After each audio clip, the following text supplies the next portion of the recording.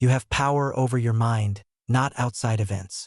Realize this, and you will find strength. Marcus Aurelius said that almost 2,000 years ago, and yet, it hits different today. We live in a world designed to make you react.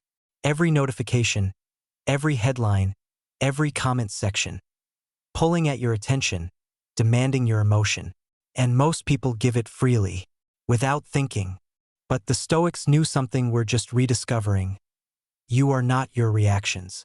Think about the last time something annoyed you. Maybe someone cut you off in traffic. Maybe a meeting got canceled. Maybe someone said something online that ruined your morning.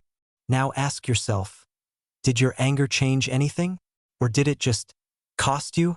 Epictetus, a man who was born a slave and became one of the greatest philosophers in history, made a distinction that will genuinely change how you see everything. Some things are in our control, others are not. That's it. That's the whole game. Your thoughts, yours. Your effort, yours. Your response, yours. The weather, other people, the economy, your past, not yours. And the suffering? Almost all of it comes from forgetting this line. Now here's where it gets uncomfortable. We love the idea of Stoicism. We put the quotes on our phone wallpapers. We say, control what you can control and nod wisely. But the actual practice is brutal. Because it means when your business fails, when the relationship ends, when the diagnosis comes, you can't point outward. You have to look inward. Not to blame yourself, but to ask, what is still mine here? What can I still choose? Seneca wrote, we suffer more in imagination than in reality. Most of our pain isn't happening now. It's happening in our heads, in the future we're afraid of, or the past we can't release. The Stoics weren't telling you to feel nothing.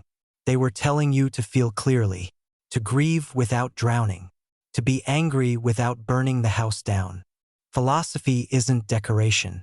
It's not for academics or ancient texts. It's a tool.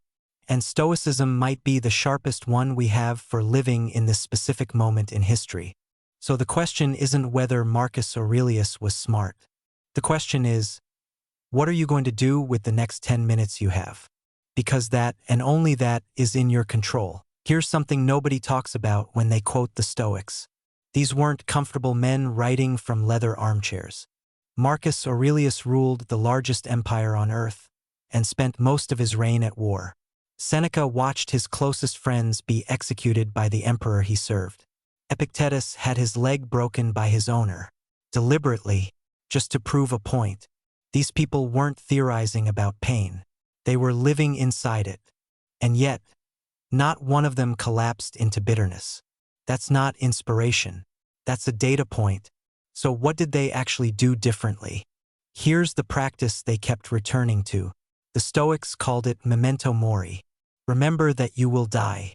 Now, before you scroll away, hear me out. This isn't dark. This is actually the most life-affirming idea in all of philosophy.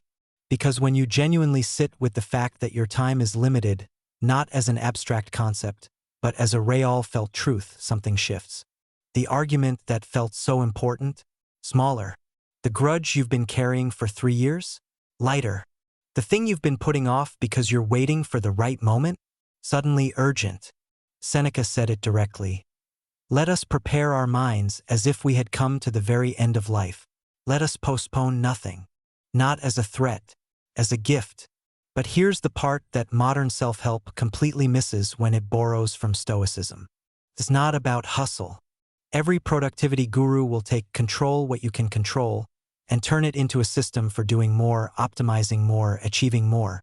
And that's almost the opposite of what the Stoics meant.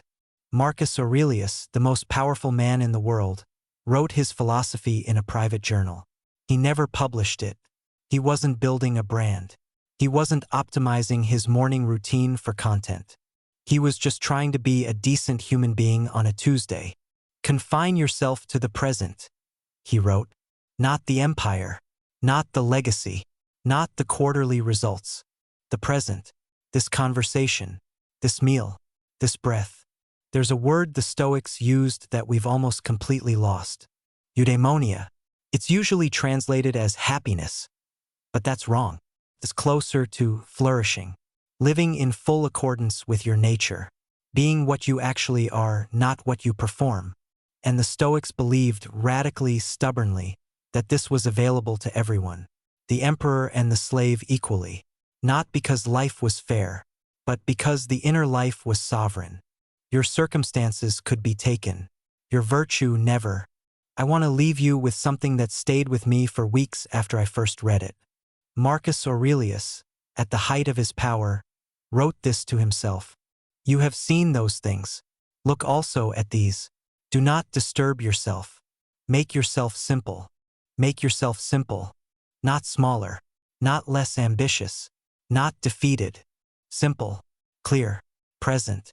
In a world that profits from your complexity, your anxiety, your comparison, your endless wanting, choosing simplicity is almost a radical act. The Stoics didn't promise you a better life. They promised you a better relationship with the life you already have.